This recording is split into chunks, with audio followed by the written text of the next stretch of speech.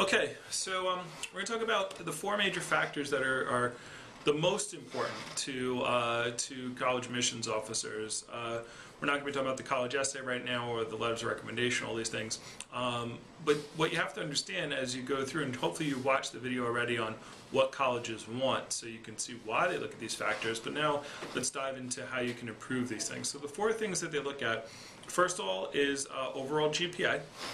They're going to be looking at your grades in schools and in your classes in high school. They're going to look at the strength of your schedule. That's the second thing. So if you have straight A's, but they're all Regents level or regular classes, that won't look as good as someone getting B's or B pluses in honors level classes or college level classes. That's the next thing they're going to look at. They're going to look at your actual grades in college level classes, like the AP classes. And then obviously they're going to look at your SATs and your ACT scores. Okay. Now here's what you should look at as far as the major factors.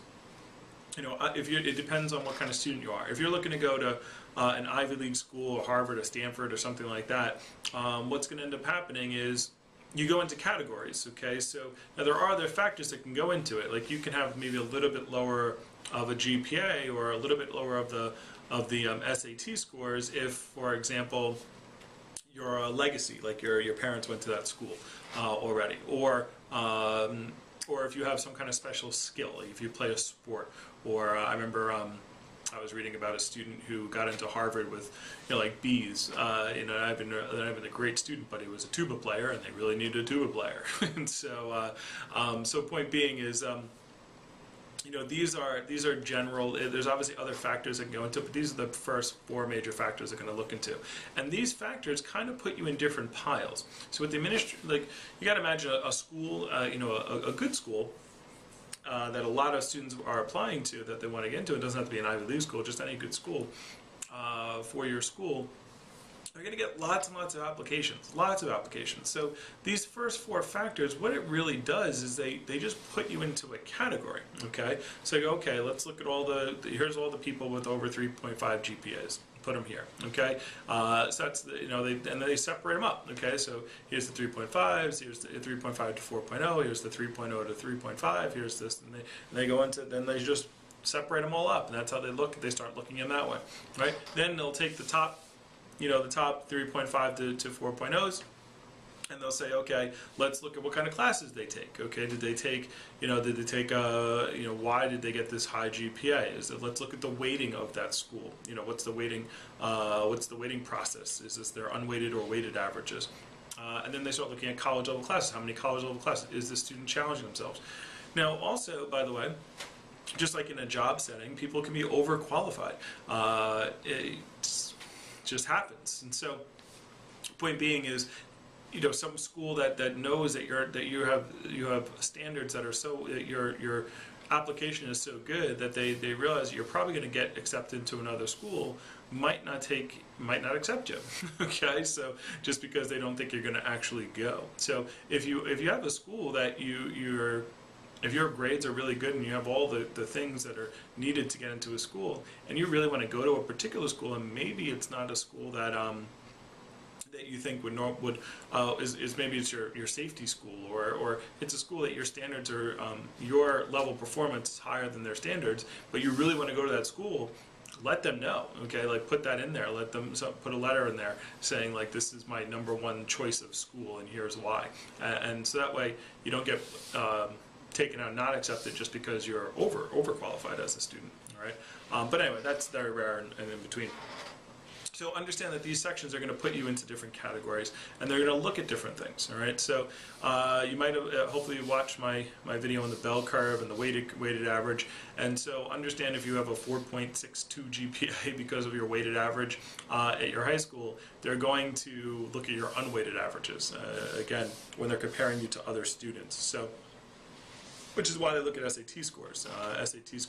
So the first thing you're going to look at is again, the first thing they look at is your grades. Then they're going to start looking at your classes. What kind of classes did you take? And then they're going to look at your standardized test scores. That's the next thing they're going to step. They're going to step to, and then they make piles. Okay, and so understand those things are. You can work as hard as you can to get good grades in the SATs, get good grades in your classes, and take good courses. and that's going to put you in a certain pile. And then from there, now they might just accept everyone over a certain level. You know, in this pile, they won't even look at your letters of recommendation or your college essay or all that other stuff. The secondary things that are going to be in the videos below, secondary things are, they look at those to kind of figure out which ones, when they're in the middle, okay, which ones should get in and which ones shouldn't, okay, and that's really what they're looking for there. So a couple tips on some of these classes, and you should be thinking about this going into your junior year. Hopefully you're watching this, you're going into your junior year, and even your senior year as you're going into your senior year at the end of your junior year when you make your school schedule. I do want to talk about college level classes. If your school, and I'm a big proponent of people taking AP classes and taking AP classes and taking the AP test. All right, and students might not like this, but it'll benefit you 100 times later on to get a good grade in your tests. All right. By the way, one of the things that you should look for in your school is what do they accept for APs? You know, do they accept 4s? Do they accept 5s? What do they accept? Do they accept 3s? You know, as far as an AP test. And an AP test, for those who don't know what an AP test is or an AP grade, it's you can get a score of 1 is the lowest you can get and 5 is the best you can get, and it's college level classes. The reason I tell you to do this, and you know, I think the AP at the time of this video, the AP test is I think it's $75 or $85 to take the test. Best $85 ever if you can get in, it can help you. I took AP Bio in high school.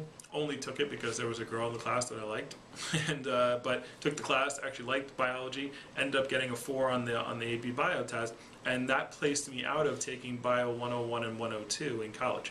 Bio 101 and 102 in college were the weed out class, where they try to get rid of all the people who say I want to go into medicine and doctors, and it's really hard stuff. And so it got me 8 credits. 8 credits in college. I took a half a year of microeconomics. I took microeconomics, and I think I took macroeconomics. I got 4s on both of those and got out of. That's one of the reasons I'm an economics major, is because I had 6 credits already in economics when I decided I was going to double major in philosophy and economics. And I was like, well, economics already got some AP credits. So those AP classes now, again, when you're going into your senior year, they don't really see, your transcript should already be sent, so they won't see your grades at the end, and you don't want to kill yourself. You don't want to take 6 AP classes and hurt yourself as far as not enjoying your senior year.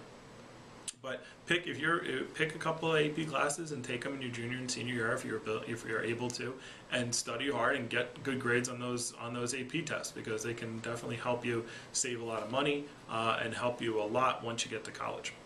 So that's my spiel on APs. I like them. You should take them. I think they're great. Again, don't overdo it. Don't overwhelm yourself, and still enjoy your high school, your last year of high school. But those tests will definitely help out. So just so you understand, those are the criteria.